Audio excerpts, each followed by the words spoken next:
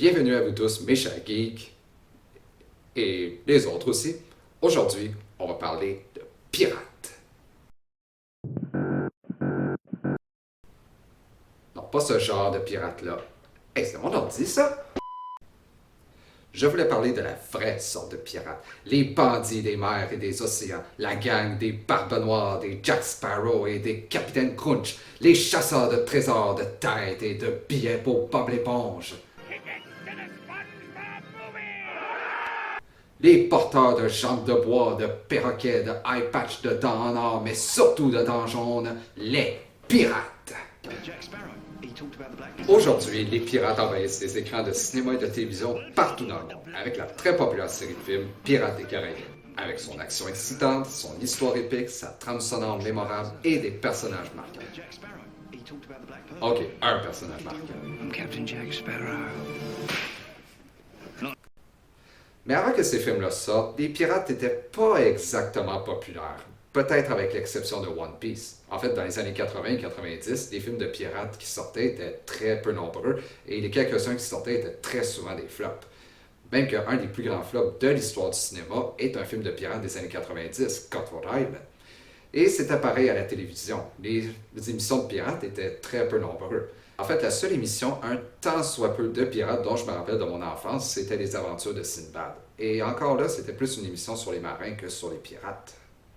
Mais il y a eu une série de cette période-là, dans les années 90, qui, malgré le fait que c'était une série assez acclamée, a été d'une assez courte durée. En fait, elle a seulement duré 21 épisodes, dû à une cote d'écoute insuffisante. Cette série-là, c'était Pirates of Darkwater, ou, en français, Le Tourbillon Noir. Dans les dernières années, cette série a connu une certaine résurrection et a même atteint un statut de série culte et est vue par certains comme une des séries les plus sous-estimées des années 90. Pour le bien de cette vidéo, j'ai regardé quelques épisodes et je l'avoue, c'est une série assez cool. Avec une bonne histoire, de la bonne écriture, une belle animation et des personnages mémorables, Pirates of Darkwater a su capturer ce qui était cool et divertissant avec les pirates. Mais bien que j'étais pas du tout familier avec la série quand j'étais petit, en fait j'ai juste appris son existence assez récemment, quelque chose avec lequel j'étais familier était le jeu pour le Super Nintendo. Un jeu que je me rappelle avoir joué assez souvent, que je me rappelle avoir eu quand même pas mal de plaisir avec, mais que je me rappelle aussi que c'était un jeu vraiment difficile et que j'ai jamais réussi à terminer. Donc maintenant, c'est le temps de voir si après toutes ces années, je serai enfin capable de le finir.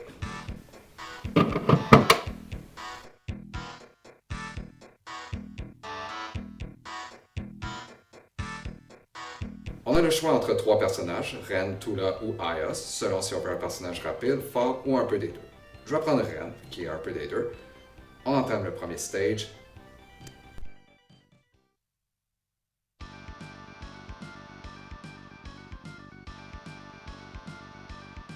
Déjà en commençant le jeu, je veux dire, les graphiques sont super. C'est coloré, les animations sont fluides, le design des personnages sont très bien faits et ça fait penser au design de la série. Et la musique, vraiment catchy et upbeat.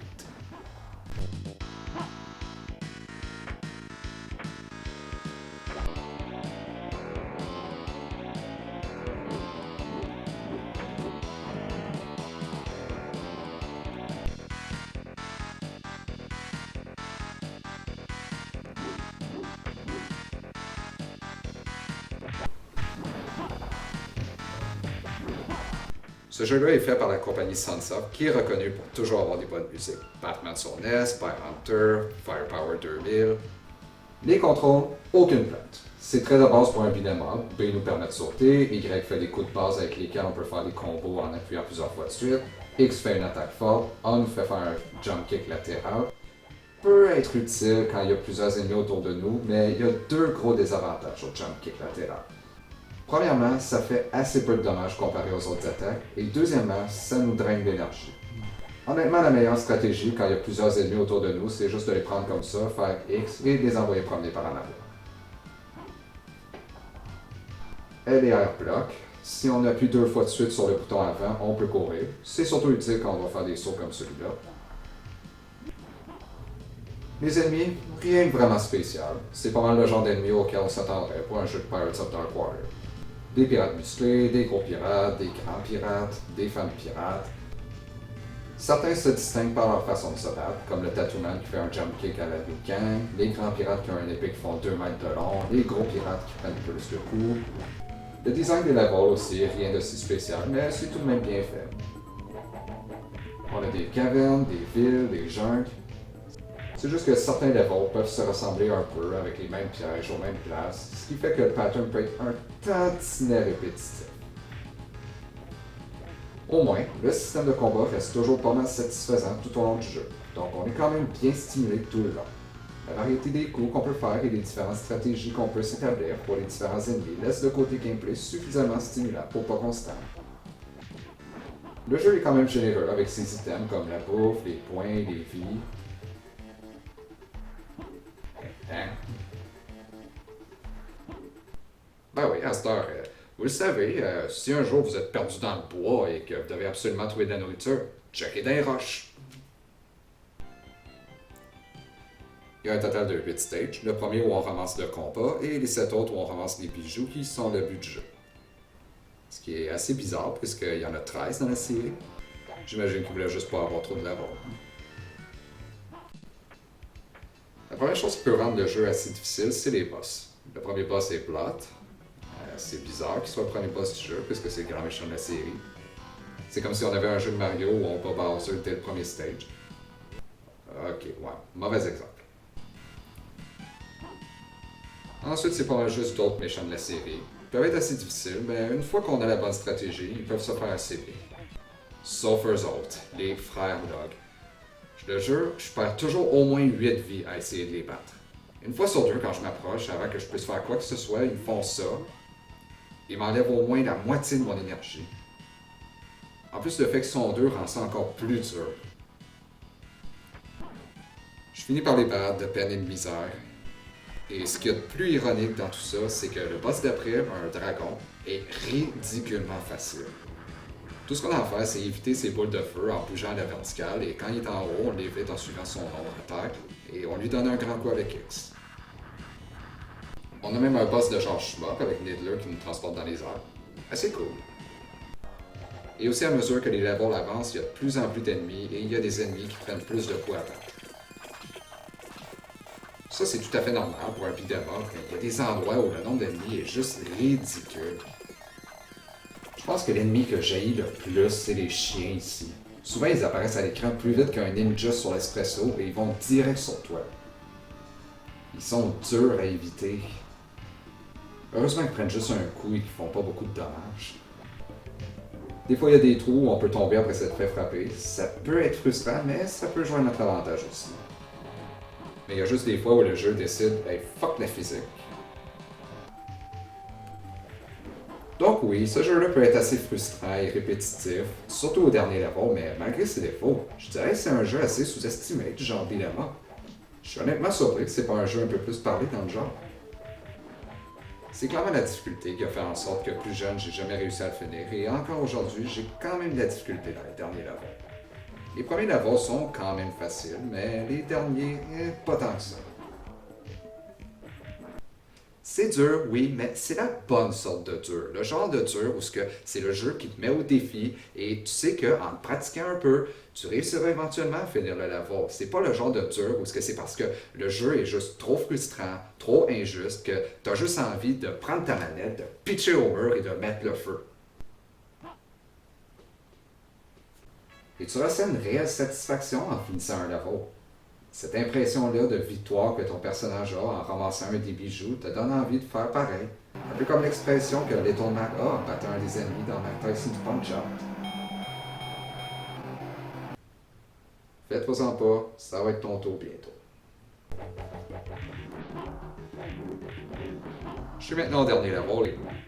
Oh, tu me niaises! Un autre Log Brother. Et c'est même pas le boss, c'est un ennemi régulier. Ok, j'ai réussi à le battre. Je finis de level. Maintenant, je suis au dernier level, le Maelstrom, le bateau de Blot. Le level est pas si dur que ça. Oh non! Non! No! No! No! Tu peux pas être sérieux. Deux autres Lug Brothers? En plus, il y a Conk avec eux. Si seulement ça pouvait être Conker à la place. Je réussis quand même à rendre au boss final. On doit d'abord battre un des boss d'avant, puis d'autres ennemis, et finalement battre. D'ailleurs, juste avant, il était en train de nous regarder nous battre pendant que son bateau brûle. Il me semble que dans cette situation, je resterai pas assis là, je paniquerais un petit peu, j'essaierais de trouver un canot de sauvetage, où je plongerais dans l'eau, quelque chose. Bon, j'essaie de me battre et... Non! Non! Game over. J'étais tellement proche.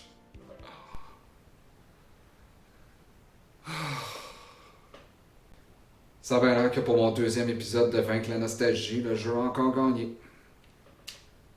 Faut que je me voie encore vaincu. Je suis pas capable de finir le jeu. Non. Sais-tu quoi? Je refuse d'aborder. Je me suis rendu tellement loin. Je peux pas laisser le jeu gagner. Il faut que je réessaye. He hasn't won yet. T'as raison, Ren. Ils ont pas encore gagné.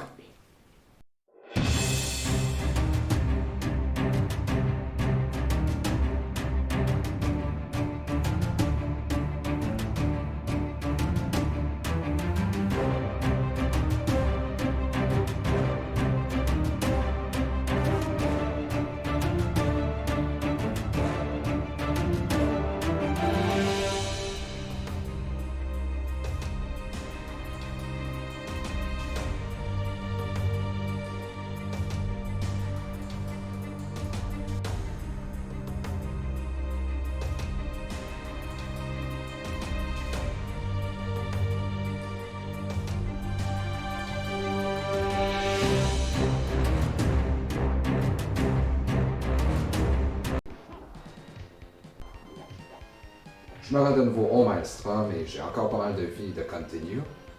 D'ailleurs, j'ai trouvé un truc pour les Lug Brothers. Quand on réussit à les mettre à terre, on se met où ils sont tombés en appuyant constamment sur Y pour que quand ils se relèvent, on l'empoigne immédiatement. Bon, ça marche pas à tous les coups, surtout quand il y en a deux, mais au moins je perds moins de vie en le faisant. Je me rends de nouveau à Plot, il me reste des vies et deux continue. Ah, Plot est pas facile, mais il est pas trop dur non plus. Allez, allez! Yes! Petite cinématique de fin, on a gagné, The End avec un point d'interrogation. C'est un de ces jeux-là qui laisse présager une suite qu'il a jamais lue.